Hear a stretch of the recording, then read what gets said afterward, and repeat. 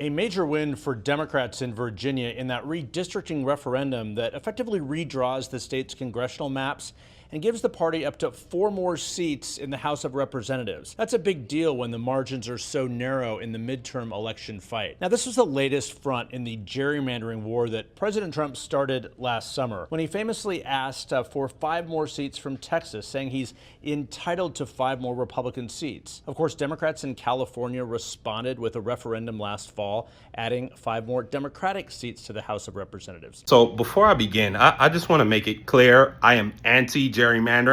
I think gerrymandering is anti-democratic. The idea that politicians get to choose their voters instead of voters choosing their representatives, I just think that there's something very, very wrong with that. It goes against all the ideals of this city on the hill, this liberal democracy that we try to espouse to the rest of the world.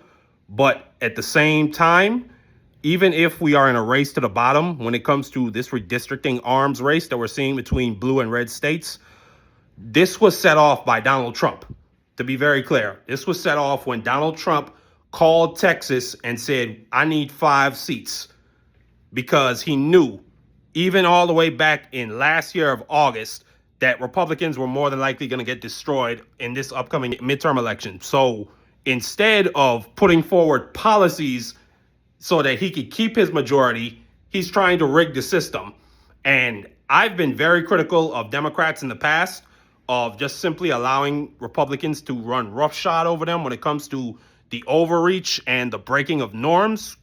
A clear example, when Mitch McConnell refused and delayed Barack Obama from getting to pick his own Supreme Court nominee. So I'm happy that Democrats are meeting the moment and they're fighting fire with fire.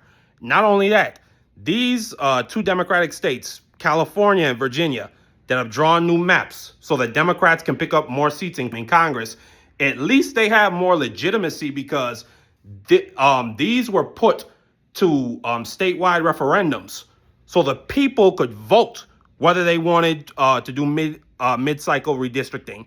Whereas in the red states, the legislators just the GOP legislators just voted on it and pushed out new maps. So I want to make it clear, in the long run, I don't think that this is good. I think that we need a constitutional amendment that bans this type of, just to be frank, corrupt behavior. And yeah, gerrymandering should be something that's tossed to the dustbin of history.